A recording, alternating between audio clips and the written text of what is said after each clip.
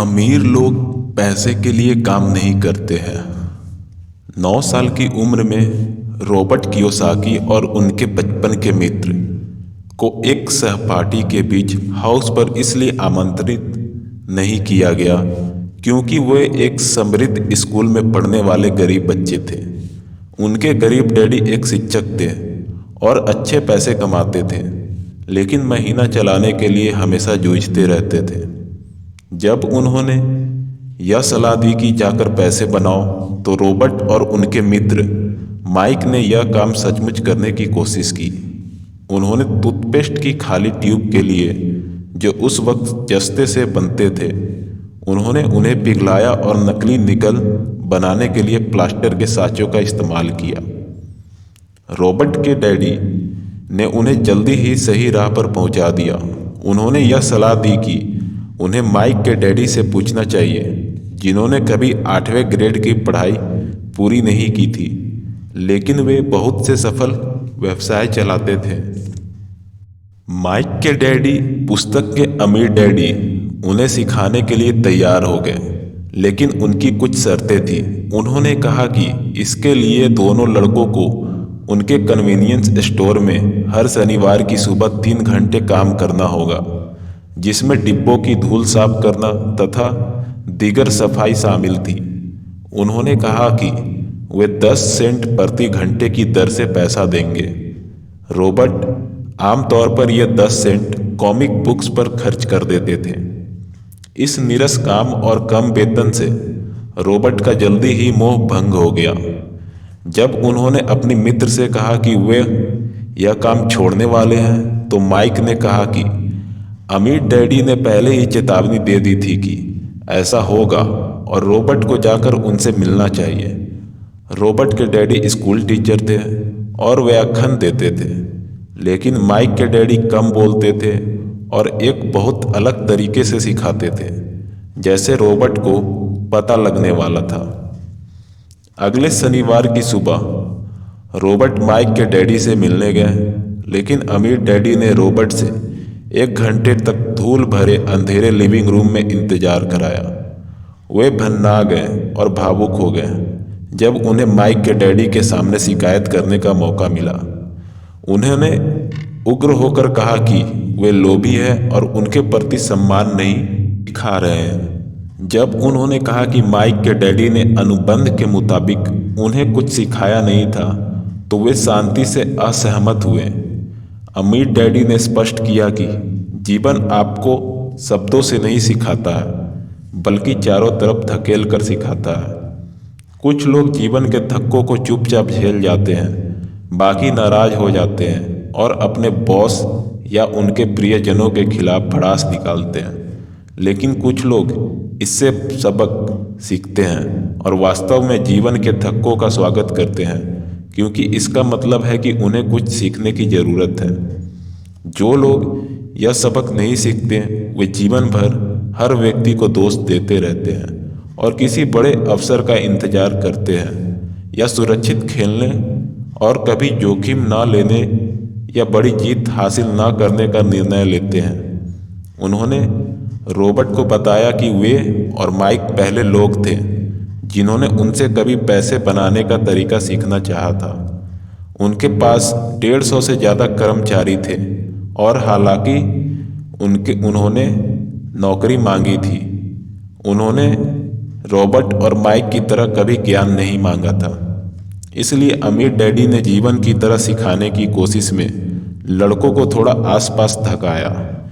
Robert ने पूछा कि उन्होंने क्या सबक सीखा, सिवाय इसके कि अमीर डैडी ओझे थे और अपने कर्मचारियों का शोषण करते थे। अमीर डैडी ने इस बात पर उन्हें चुनौती दी और कहा कि ज़्यादातर लोग दूसरों को दोष देते हैं, जबकि वास्तव में उनका नज़रिया ही समस्या है। समस्या को कौन सुलझाएगा? उनका मस्तिष्क, माइक के डैडी ने कहा। वे चाहते थे कि रॉबर्ट यह सीखे कि पैसा कैसे काम करता है, ताकि वे इससे अपनी खातिर काम करा सके। वे रॉबर्ट को क्रोध देखकर भी खुश थे, क्योंकि क्रोध प्रेम के साथ मिलकर जोश बनाता है, जो सीखने का एक अहम घटक है। उन्होंने आगे कहा कि पैसा लोगों की समस्याओं को नहीं सुलझा सकता।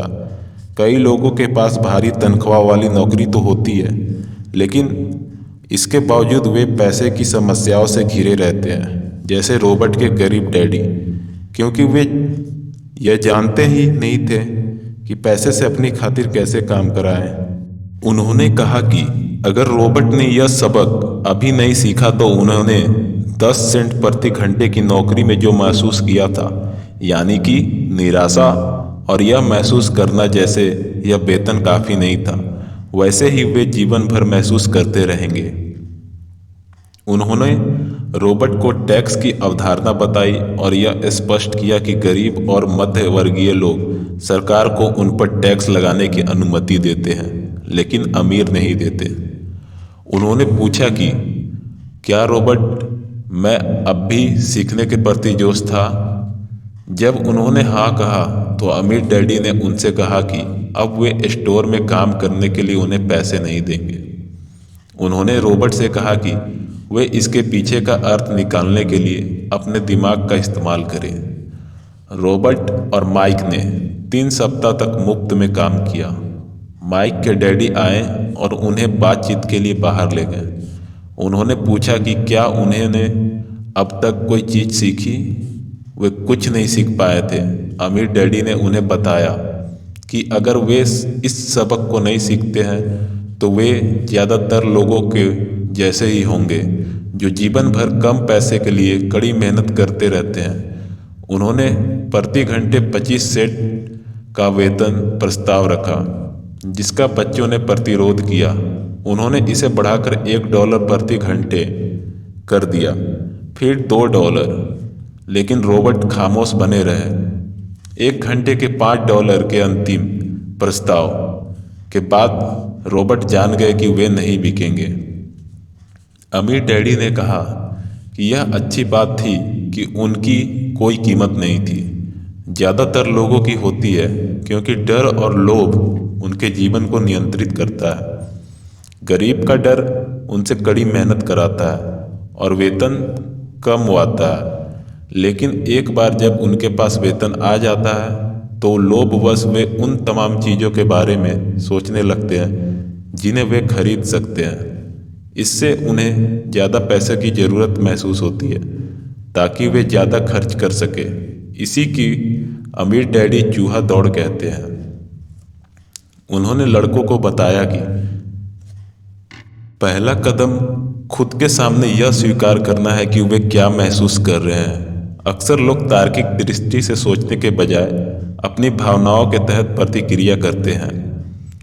वे यह स्वीकार करने से डरते हैं कि पैसा ही उनके जीवन को चला रहा है, इसलिए उन्हें पैसा नियंत्रित करता है। ऐसी बात नहीं है कि इस डर का सामना सिर्फ गरीब लोग ही करते हैं। अमीर लोगों को भी अक्सर डर लगता है। अमीर डैडी लड़कों को सिर्फ अमीर बनाना ही नहीं सिखाना चाहते थे, क्योंकि पैसे से समस्या नहीं सुलझती। अमीर डैडी ने उन्हें बताया कि स्कूल महत्वपूर्ण है, लेकिन ज़्यादातर लोग शुरुआती नहीं बल्कि अंत है।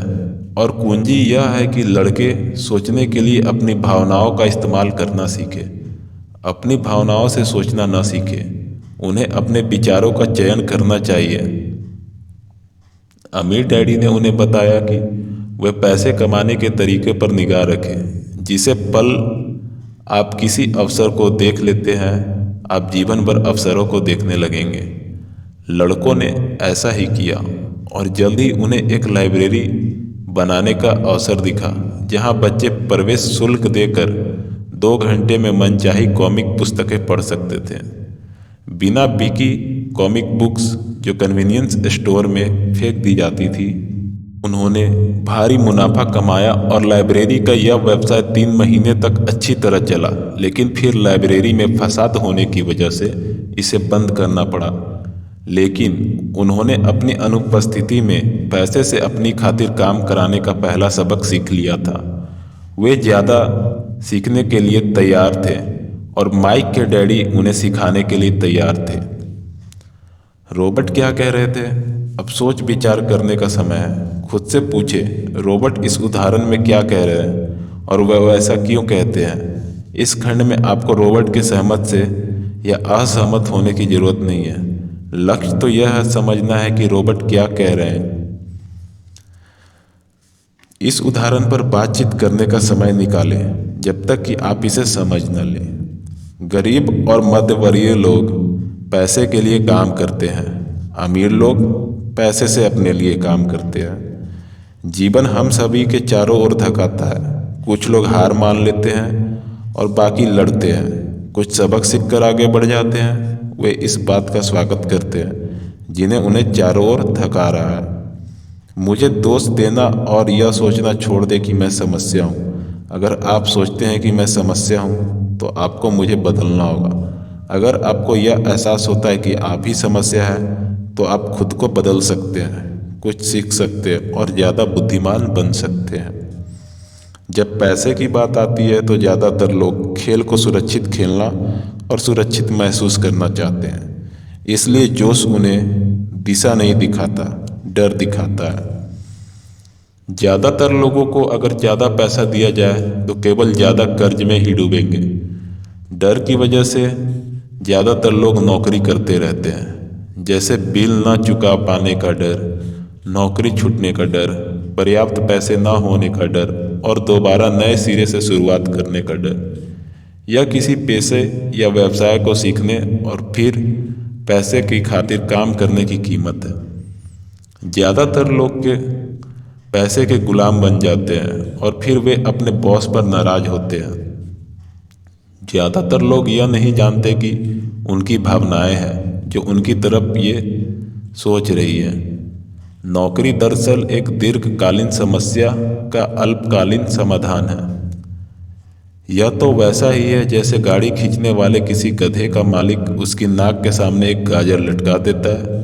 गधे का मालिक तो अपनी मनचाही जगह पर पहुंच जाता है, लेकिन गधा एक भ्रम का पीछा कर रहा है। कल गधे के सामने दूसरी गाजर आ जाएगी और वह उसका पीछा करने लगेगा।